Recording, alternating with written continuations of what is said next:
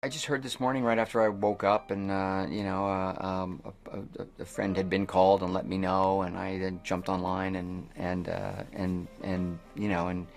got the confirmation, and it was sad. I hadn't talked to Andy this year at all. I'd spoken to him several times last year. My dad had spoken to him recently, my father Rance. And at that point, which was just only 6 or 8 weeks ago, Andy was very upbeat, interested in working, interested in projects, and so, I think he lived, a rich, full life with optimism and, to the very end. Andy Griffith was not the producer of the show, or the creator. It wasn't his original idea.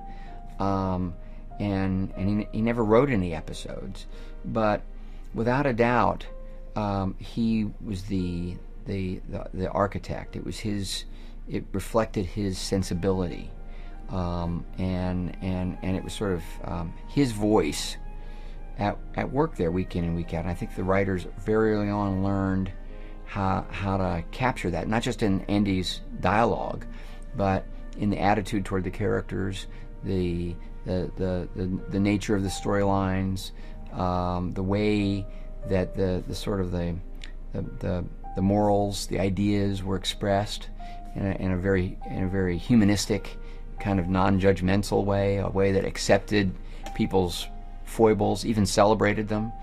I think it's a real reflection of Andy, and the fact that the show has endured and continues to endure is an absolute testament to the possibility that any medium can be transformed into a real art, enduring art, when an individual voice finds the right sort of platform and setting. And I really think that's what happened with the Andy Griffith Show, and certainly the writers, the directors, Sheldon Leonard, the exec producer, all everybody had a huge hand in it.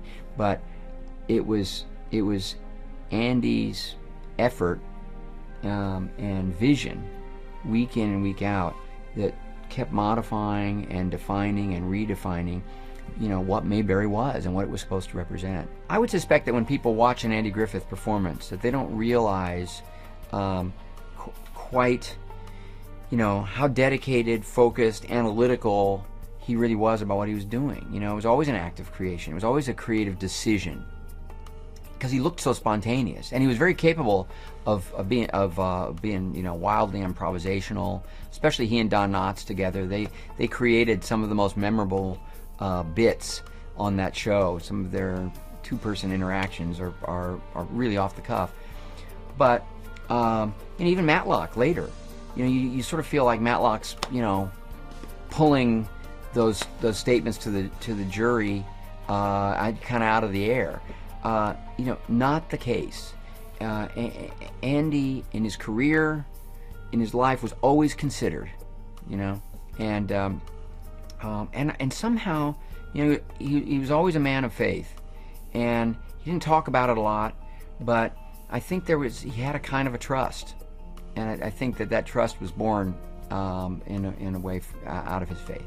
There wasn't neurosis around the set. There was a kind of a respect for the opportunity, a humility in that, and yet a sense of play, and so I grew up in this environment believing that creativity and agony were not interlinked.